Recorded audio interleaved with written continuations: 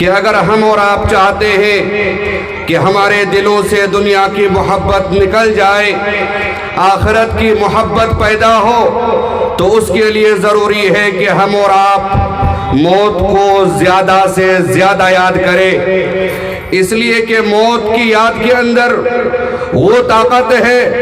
وہ قوت ہے، وہ صلاحیت ہے کہ ہمارے اور آپ کے دلوں سے دنیا کی محبت کو نکال پھینکے گی اور ہمارے دلوں میں آخرت کی محبت کو پیدا کرے گی۔ نبی کریم صلی اللہ علیہ وسلم کا فرمان ہے، اکثروا ذکر ہادم اللذات، یعنی الموت۔ لوگوں، تمہارے دلوں میں دنیا کی محبت رچ بس گئی ہے، تمہارے دلوں میں اولاد کی محبت رچ بس گئی ہے، تمہارے دلوں میں مال و دولت کی محبت رچ بس گئی ہے، لہٰذا تم دنیا کی لذتوں کو، دنیا کی شہوتوں کو اپنے دلوں سے نکال پھینکنے والی چیز یعنی موت کو زیادہ سے زیادہ یاد کرو۔ برادران اسلام، اگر ہم اور آپ موت کو یاد کرتے ہیں تو انشاءاللہ موت کو یاد کرنے کی برکت سے ہمارے دلوں سے دنیا کی محبت نکل جائے گی، آخرت کی محبت پیدا ہوگی۔ ایک اور حدیث کے اندر جناب محمد الرسول اللہ صلی اللہ علیہ وسلم فرماتے ہیں، كنت نہیتکم عن زیارت القبور، لوگوں میں نے تم لوگوں کو قبروں کی زیارت سے منع کیا تھا، لیکن اب وہ حکم منسوخ ہو چکا ہے، فزوروها، لہذا تم لوگ قبروں کی زیارت کرو، فإنها تذکرکم الآخرہ، اس لیے کہ قبروں کی زیارت کے اندر وہ طاقت ہے، وہ قوت ہے، وہ صلاحیت ہے کہ قبروں کی زیارت تمہیں آخرت کی یاد دلائے گی۔ اگر تم قبروں کی زیارت کرو گے، تمہارے دلوں سے دنیا کی محبت نکل جائے گی، آخرت کی محبت پیدا ہوگی۔ برادران اسلام، ایک حدیث کے اندر جناب محمد الرسول اللہ صلی اللہ علیہ وسلم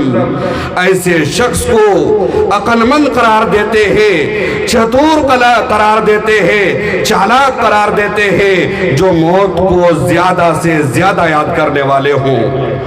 سنن ابن ماجہ کی روایت ہے، ابن عمر رضی اللہ عنہما فرماتے ہیں، ایک روز کا واقعہ ہے، كنت مع رسول اللہ صلی اللہ علیہ وسلم، میں اللہ کے رسول صلی اللہ علیہ وسلم کے پاس موجود تھا، فجاءہ رجل من الانصار، اتنے بے ایک انصاری شخص آتے ہیں، فسلم علی النبی صلی اللہ علیہ وسلم،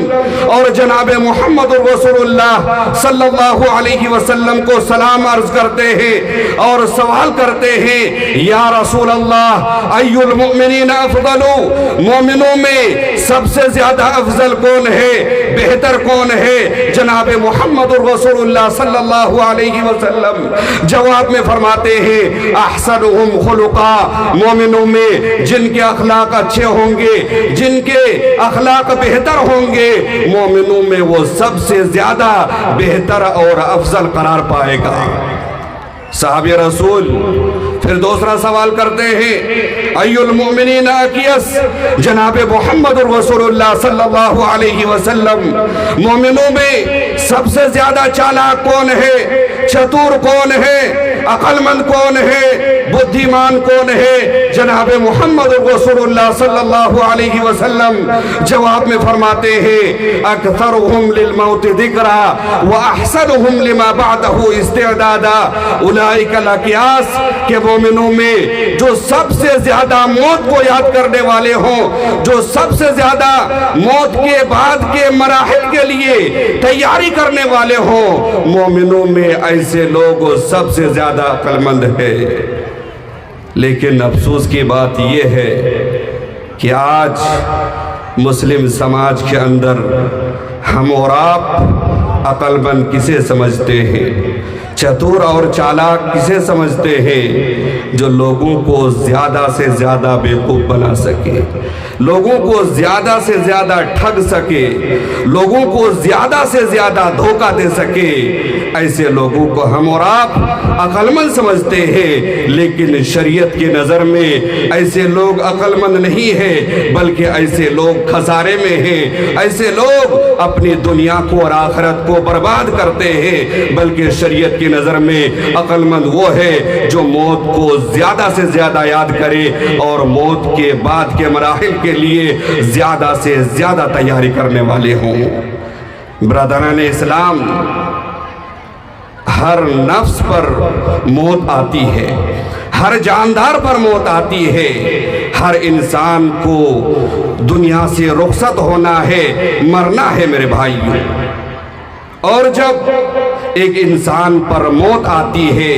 وہ لمحہ آسان نہیں ہوتا ہے، بلکہ زندگی کی سب سے کٹھن اور مشکل گھڑی ہوتی ہے۔ اس کی سب سے بڑی دلیل جناب محمد رسول اللہ صلی اللہ علیہ وسلم کی موت ہے۔ بخاری شریف کی روایت ہے، عائشہ رضی اللہ عنہ فرماتی ہے، ان رسول اللہ صلی اللہ علیہ وسلم کان بین یدیہ رکوۃ او علبہ فیہا ماء۔ جناب محمد رسول اللہ صلی اللہ علیہ وسلم دنیا سے رخصت ہو رہے تھے اور آپ کے سامنے پانی سے بھرا ہوا ایک پیالہ رکھا ہوا تھا، فجعل يدخل یدیہ فی الماء۔ جناب محمد رسول اللہ صلی اللہ علیہ وسلم اپنے دونوں ہاتھ کو اس پیالے میں داخل کر رہے تھے، فَيَمْسَحُ بِهِمَا وَجْهَا، اور اپنے دونوں ہاتھوں کو اپنے چہرے پر پھیر رہے تھے اور آپ فرما رہے تھے، لا الہ الا اللہ ان للموت لسکرات۔ اللہ کے سوا کوئی معبود برحق نہیں، یقیناً موت کی سختیاں ہوتی ہے۔ پھر جناب محمد رسول اللہ صلی اللہ علیہ وسلم اپنے ہاتھ کو بلند کرتے ہیں اور فرماتے ہیں پھر رفیق الاعلیٰ حتی قبضہ، یہاں تک کہ جناب محمد رسول اللہ صلی اللہ علیہ وسلم کی روح قبض کر لی جاتی ہے۔ برادران اسلام،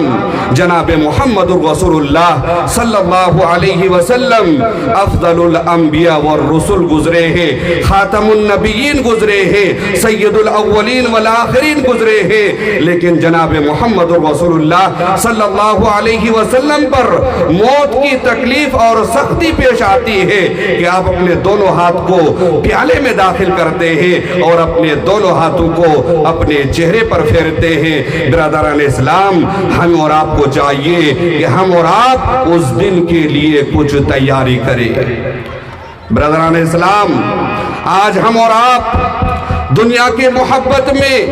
مشغول ہے، آج ہم اور آپ اپنی پوری طاقت دنیا کمانے میں صرف کرتے ہیں، لیکن ایک بات کان کھول کر سن لے، جب ہم اور آپ دنیا سے رخصت ہوں گے، ملک الموت ہمارے پاس حاضر ہوگا، تو میرے بھائیوں ہر انسان تمنا کرے گا، آرزو کرے گا، اللہ رب العزت تھوڑی سی مہلت مل جاتی، تھوڑی سی رخصت مل جاتی، اللہ رب العزت دنیا کی طرف دوبارہ بھیج دیتے تو نیک عمل کر لیتا۔ اللہ رب العزت کا فرمان ہے، وَأَنفِقُوا مِمَّا رَزَقْنَاكُم مِّن قَبْلِ أَن يَأْتِيَ أَحَدَكُمُ الْمَوْتُ فَيَقُولَ رَبِّ لَوْلَا أَخَّرْتَنِي إِلَىٰ أَجَلٍ قَرِيبٍ فَأَصَّدَّقَ وَأَكُن مِّنَ الصَّالِحِينَ۔ لوگوں، ہم نے تمہیں جو روزی دے رکھی ہے، جو پاک روزی دے رکھی ہے، اس پہ سے تم اللہ کے راستے میں خرچ کرو، قبل ان یاتی احدکم الموت، قبل اس کے کہ تم میں سے کسی کو موت آ جائے، فیقولا، پھر وہ کہے، پھر وہ تمنا کرے، آرزو کرے، خواہش کرے، رب لولا اخرتنی الی اجل قریب، اے میرے رب تھوڑی سی مہلت مل جاتی، تھوڑی سی رخصت مل جاتی، فاصدقا، صدقہ وہ خیرات کرتا، وَأَكُن مِّنَ الصَّالِحِينَ، اور اپنا شمار نیک لوگوں میں کر لیتا۔ ایک اور مقام پر اللہ رب العزت کا فرمان ہے، حَتَّى إِذَا جَاءَ أَحَدَهُمُ الْمَوْتُ، یہاں تک کہ جب ان میں سے کسی کو موت آئے گی، قالا، وہ کہے گا، رب ارجعون، اللہ رب العزت ہمیں دنیا کی طرف لوٹا دے،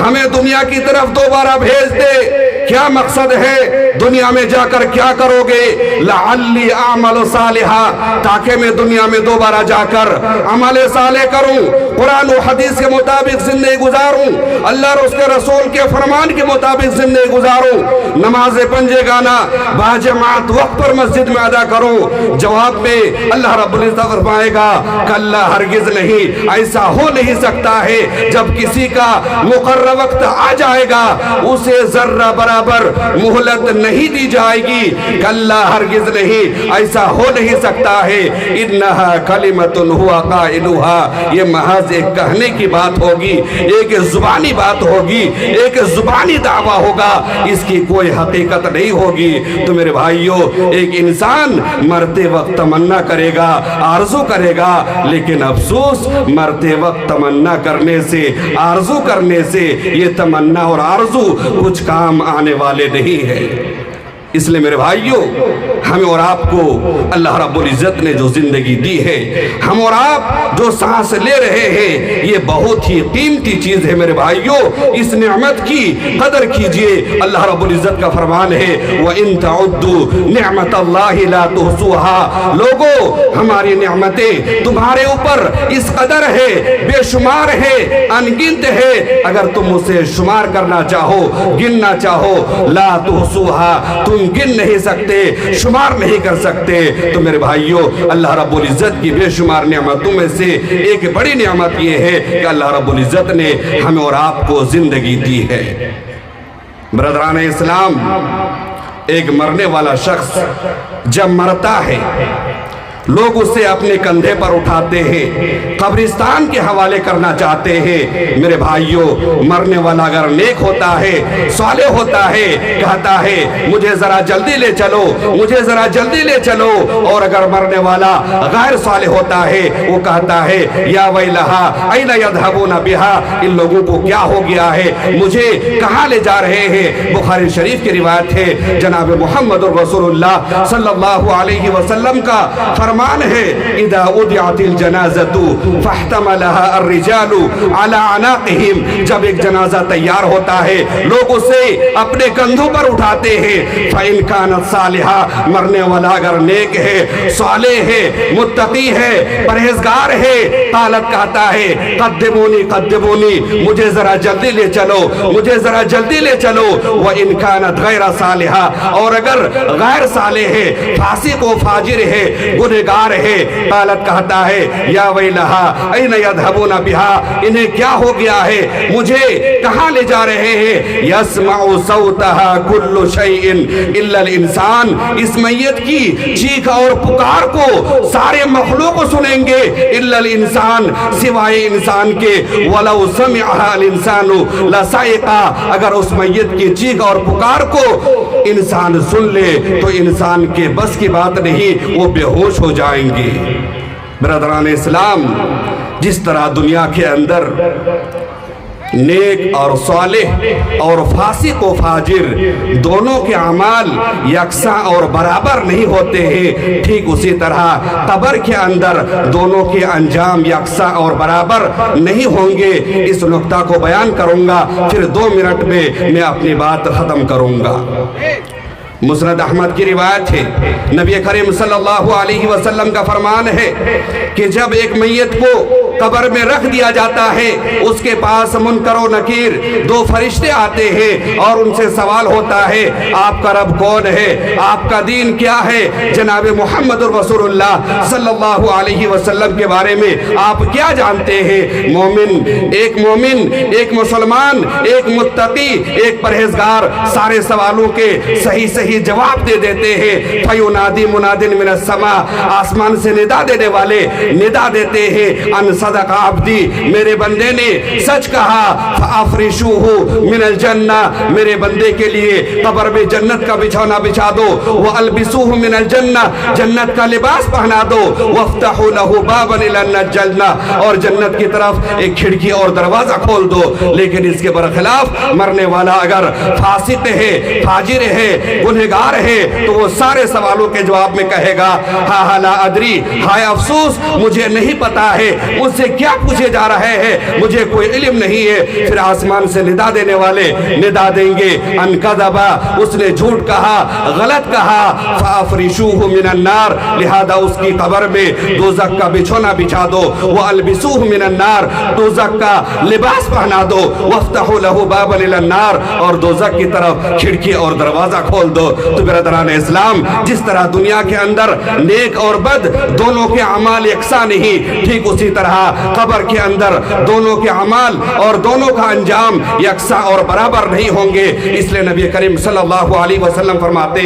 یتبع المیت ثلاثۃ، ایک میت جب مرتا ہے اس کے ساتھ تین چیزیں جاتی ہے، ان میں سے دو چیزیں واپس آ جاتی ہے اور ایک چیز میت کے ساتھ جاتی ہے، یتبعہ اہلہ ومالہ وعملہ، ایک میت کے ساتھ اس کے رشتہ دار جاتے ہیں، اس کے دوست احباب جاتے ہیں، اس کے ساتھ تدفین کے چند اوزار جاتے ہیں، ایک چارپائی جاتی ہے اور اس کا عمل جاتا ہے، لیکن ان میں سے اس کے دوست احباب واپس آ جاتے ہیں، خیش و اقارب واپس آ جاتے ہیں، اس کے سامان واپس آ جاتے ہیں، وَيَبْقَى عَمَلُ، اور میت کے ساتھ اس کا عمل اس کی قبر میں باقی رہتا ہے۔ اب عمل دو طرح کا ہوتا ہے، عمل اگر اچھا ہے قرآن و حدیث کے مطابق ہے، نیک عمل ہے، آپ کا انجام قبر کے اندر بہتر ہوگا، اور اگر آپ کا عمل برا ہے، قرآن و حدیث سے ہٹ کر ہے، تو آپ کا انجام قبر میں بھی برا ہوگا، حشر میں بھی برا ہوگا، اور آخری میں آپ کا انجام دوزخ ہوگا۔ تو برادران اسلام، آج کے اس بیان کے ذریعے آپ سامعین تک یہی پیغام پہنچانا چاہوں گا کہ میرے بھائیوں، آج ہم اور آپ دنیا کی محبت میں مشغول ہیں، مصروف ہیں، ہمارے دلوں سے آخرت کی محبت نکل چکی ہے، لہذا ہمارے لیے ضروری ہے کہ ہم موت کو زیادہ سے زیادہ یاد کریں، قبروں کی زیارت کریں اور زیادہ سے زیادہ نیک عمل کریں۔ اللہ رب العزت ہم سب کو کہنے اور سننے کے ساتھ ساتھ عمل کی توفیق عطا فرمائے۔ اللہ رب العزت ہم سب کو قرآن و حدیث کے مطابق زندگی گزارنے کی توفیق عطا فرمائے۔ اللہ رب العزت ہم سب کو پکا سچا نمازی بنا دے، آمین یا رب العالمین۔ اقول قولی ھذا استغفر اللہ لی ولکم ولسائر المسلمین فاستغفروه انه هو الغفور الرحیم۔ السلام علیکم ورحمۃ اللہ وبرکاتہ۔